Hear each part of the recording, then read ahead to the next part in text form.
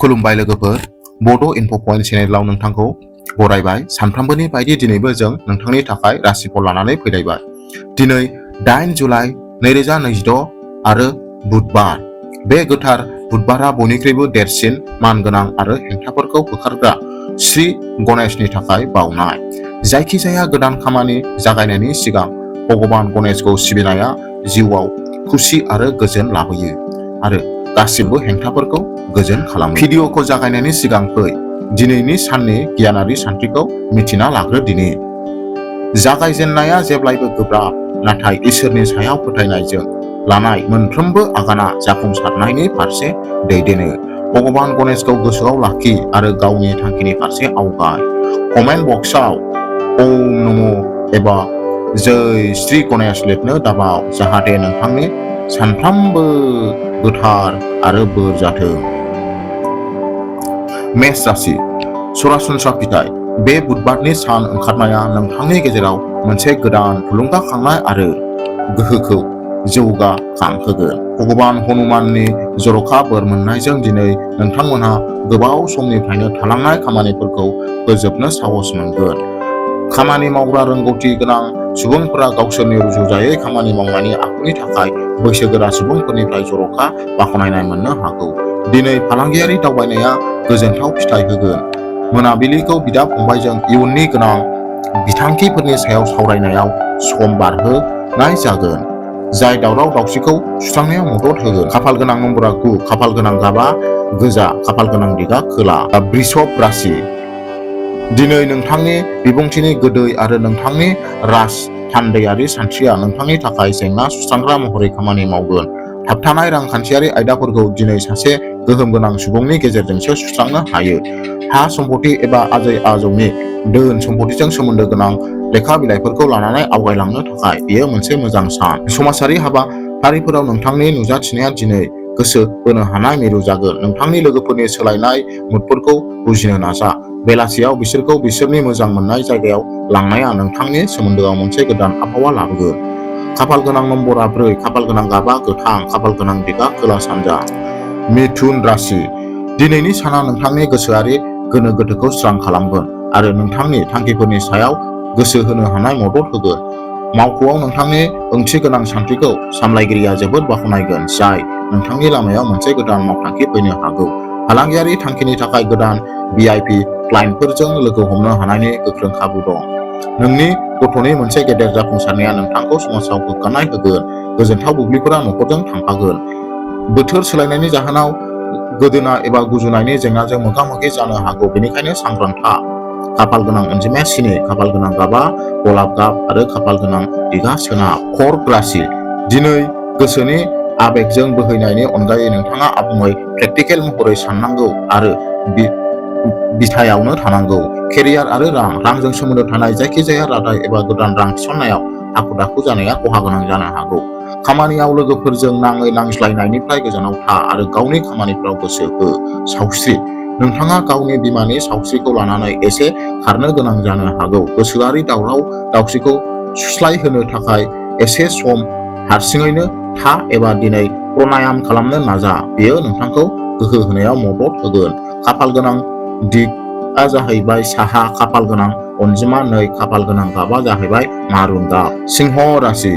दिनै मोनसे बेबादि सान जागोन जाय सिंह राशिनि थागिबिफोरनि थाखाय रांखान्थियारि ग्राफखौ बांहोगोन।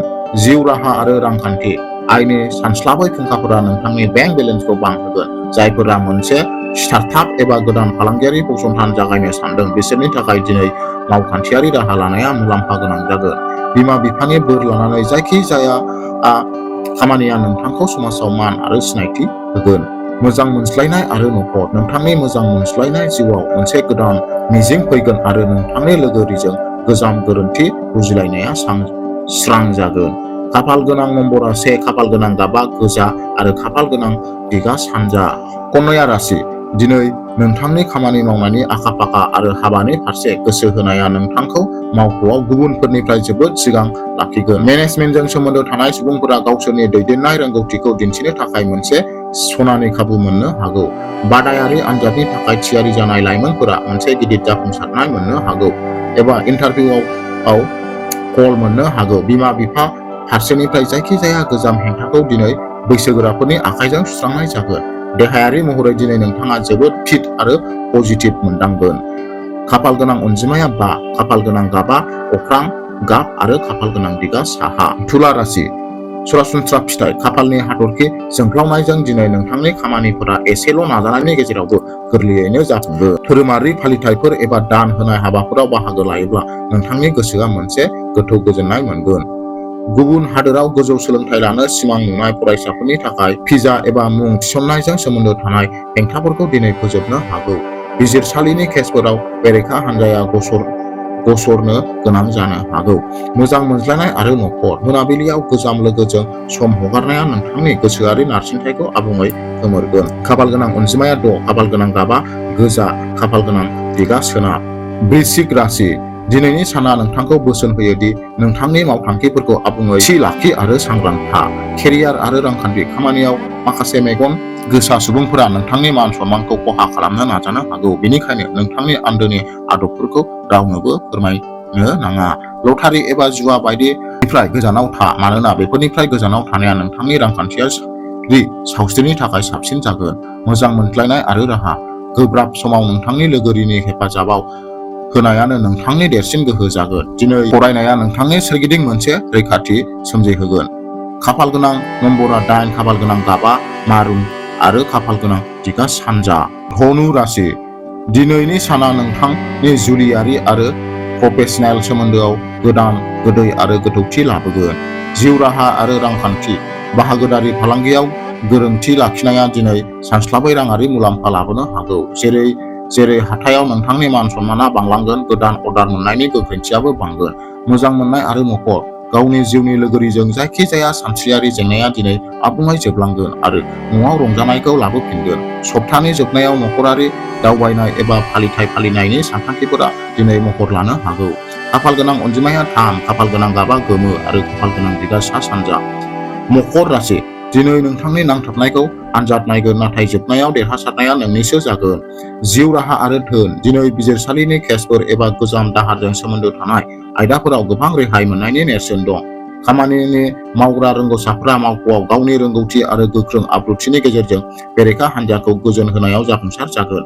गोजाम थालांनाय रांखौ मोनफिननायनि मिजिं थागोन। सावस्रि जरायाव सानाय एबा देहायारि मेंनायनिफ्राय बारग'नो थाखाय खामानिनि समाव गुसुं थाथ'नो थि खालाम। खाफाल गोनां नम्बरा 10, खाफाल गोनां गाबा गोसोम गोथां, खाफाल गोनां दिगा खोला सोनाब। कुम्भ राशि दिनैनि साना फरायसा आरो आरिमु आरो थुनलाइजों सोमोन्दो थानाय सुबुंफोरनि थाखाय गावसोरनि रुजुजायै सानस्रिफोरखौ जिउआव लाबोनायनि सान। जिउ राहा आरो रांखान्थि नोंथांनि सोरजिलु सानस्रिया दिनै मोनसे गिदिर प्लेटफर्म एबा बाखनायनाय मोननो हागौ।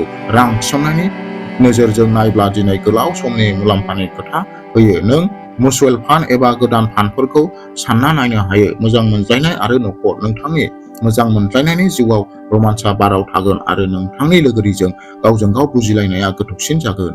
नोंथांनि खुदियाखौ बबेबा मोनसे जर'खा हाबा एबा मोजां मोननाय हाबायाव बाहागो नुनाया दिनै नोंथांखौ गोग्गानाय मोनहोगोन। खाफाल गोनां खोला, खाफाल गोनां नम्बरा 11, खाफाल गोनां गाबा गोमो।